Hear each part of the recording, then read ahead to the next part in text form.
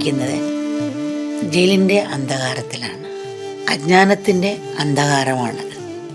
അതുപോലെ തന്നെ കർമ്മബന്ധങ്ങളുടെയും തടവറയിലാണ് നമ്മൾ ജനിക്കുന്നത്.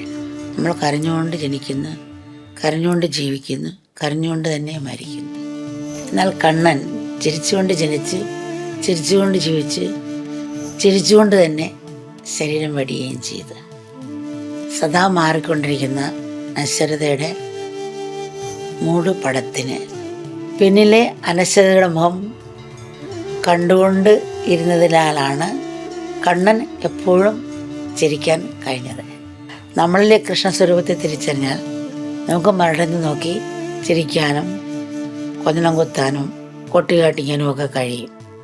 കാളിയെ ഉള്ളിൽ ഒതുക്കിയോൾ ഞാൻ കാലൻ്റെ കയ്യിൽ കുരുങ്ങുമെന്നോ, കാളിതൻ നാമം ജപിച്ചുകൊണ്ടേ കാലൻ്റെ നേരെ ഞാൻ ഗോഷ്ടി കാട്ടും എന്ന് നമ്മളൊക്കെ പാടാറുണ്ടല്ലോ.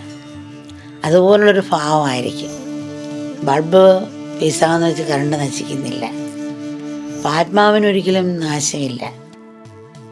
ഇപ്പം സ്വർണം കമ്മലുമാല ആക്കിയാലും കമ്മലുമാല സ്വർണ്ണമുണ്ട്, സ്വർണത്തിലും കമ്മലുമാലയുണ്ട്. അപ്പം നാമരൂപത്തിൽ നിർഗുണമുണ്ട്, നിർഗുണത്തിൽ നാമരൂപമുണ്ട്. അതുപോലെ ആത്മാവിനൊരിക്കലും നാശമില്ല എന്നുള്ളതാണല്ലോ. അതൊന്ന് നിലനിൽക്കുന്നതാണ്. അത് വരികയോ പോവുകയോ ചെയ്യുന്നതല്ല, എപ്പോഴും നിലനിൽക്കുന്നതാണ് തന്നെ തന്നെ. മറ്റുള്ളതെല്ലാം വരികയും പോവുകയും ചെയ്യുന്നത്. ആ ബോധം ജനിച്ചിട്ടുണ്ടെങ്കിൽ എന്നാലും മരിക്കും.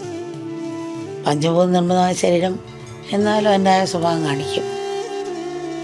പക്ഷെ ആ ആത്മാവിന് ഹാനിയില്ല എന്നുള്ള ബോധമുള്ളവർ ഒരു മുറിയിൽ നിന്ന് അടുത്ത മുറിയിലോട്ട് കയറുന്ന പോലെ ആയിരിക്കാം. സാധാരണ മുറിയിൽ നിന്ന് കിടക്ക മുറിയിലോട്ട് പോകുന്ന പോലെ, കിടക്ക മുറിയിൽ നിന്നല്ലേ ഭക്ഷണം കഴിക്കാൻ വരുന്നത് പോലെ. ഭക്ഷണം കഴിക്കുന്ന ഒരു ഉന്മേഷമാണ്, കിടക്കമുറി പോകുന്ന ഒരു ഉന്മേഷമാണ്, ഉറങ്ങാൻ പോകുന്നു. അതേപോലൊരു ഭാവമായിരിക്കാം. ആ ഒരു ഭാവം, ആ ഒരു ലാഘവത്തോടുകൂടിയാണ് ആത്മബോധത്തെ അറിഞ്ഞവൻ അതിനെ സ്വീകരിക്കുന്നത്. അപ്പോൾ അതുകൊണ്ടാണ് കൃഷ്ണ ജീവിതം ഒരു പൊട്ടിച്ചിരിയായിരുന്നു എന്ന് പറഞ്ഞു. അതുകൊണ്ട് അമ്മ പറയാനുണ്ട്, സമുദ്രത്തിൽ നീന്ത് പഠിച്ചവൻ ആ തിരയെ ഇങ്ങനെ ആസ്വദിക്കുകയാണ്. ഓരോ തിരയിലും ഇങ്ങനെ ഉള്ളിൽക്കൂടെയും പുറത്തുകൂടെയും അതിനനുസരിച്ചിട്ട് പൊങ്ങും, തിരയ്ക്കനുസരിച്ച്. അല്ലെങ്കിൽ അത് ഉള്ളിൽ കൂടെ ഉള്ളിട്ട് പോകും.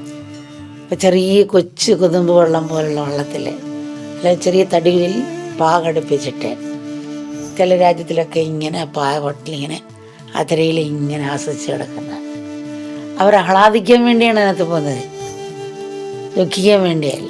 സമുദ്രമായ തിരയുണ്ടാകും, അതിന് ഏത് രീതിയിൽ നേരിടണം. ഈ വെടിയുണ്ട മാത്രം കേട്ട് ജീവിച്ചൊരു രാജ്യക്കാർ, എപ്പോഴും യുദ്ധം നടക്കുന്ന ഒരു രാജ്യത്തിലൊരാൾ വേറെ രാജ്യത്തേക്ക് വന്നപ്പോൾ ക്ഷേത്രത്തിൽ ഉത്സവമാണ്. അപ്പോൾ അമിട്ട് പൊട്ടി. അപ്പോൾ അതിന് ഒരു ബോധം കിട്ടി വീണ്. എന്ത് ചോദിച്ചപ്പോൾ ബോധം തെളിഞ്ഞപ്പോഴാണ് ആരോ വെടിവെക്കുന്ന പോലെ തോന്നി, പേടിച്ച് പോയാണ്. ഇപ്പുറത്ത് കൂടുതലുള്ള ആൾ മുന്നോട്ട് നോക്കി ചിരിക്കുന്ന ഒരു ബോധം കെട്ടി വീഴുന്നു. അപ്പം അതുപോലെ ലോകത്തിൻ്റെ സ്വഭാവം മനസ്സിലാക്കി പോയാൽ ഒരു അനാഥമാക്കി മാറ്റും. അതറിയാം ഇതൊക്കെ നടക്കുമെന്ന്.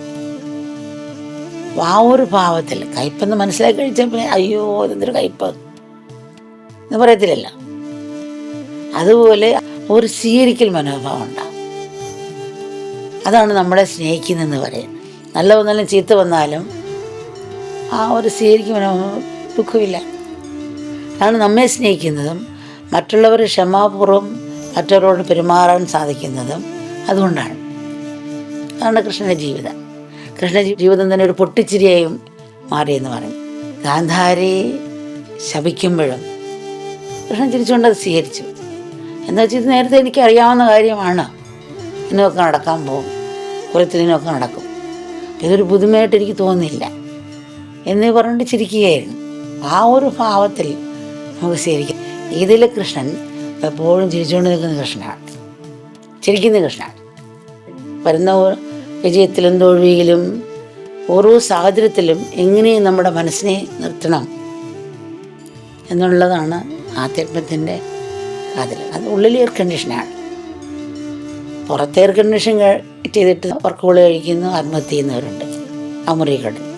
അപ്പം മനസ്സിനെ എയർ കണ്ടീഷനാക്കുന്ന തത്വമാണ് ഭഗവത്ഗീത അങ്ങനെയുള്ള തത്വങ്ങളൊക്കെ. അപ്പോൾ നമുക്ക് പുറത്ത് ചൂട് കൂടുമ്പോൾ അകത്തിരിക്കുക, അകത്ത് ചൂട് കൂടുമ്പോൾ പുറത്ത് മുന്നോട്ട് തിരിക്കുക. അങ്ങനെ സാഹചര്യത്തെ അഡ്ജസ്റ്റ് ചെയ്യുന്നു. നമ്മൾ യാത്ര ചെയ്യുമ്പോൾ കുഴിയുള്ള റോഡുണ്ട്, പമ്പുള്ള റോഡുണ്ട്, വളമുള്ള റോഡുണ്ട്, മലയുള്ള റോഡുണ്ട്. അപ്പം എങ്ങനെ ഗിയർ അഡ്ജസ്റ്റ് ചെയ്യുന്നത്, അതുപോലുള്ള സാഹചര്യങ്ങളിൽ അഡ്ജസ്റ്റ് ചെയ്യുന്ന മനസ്സാണത് ഭഗവാന്റെ ജീവിതതത്വം.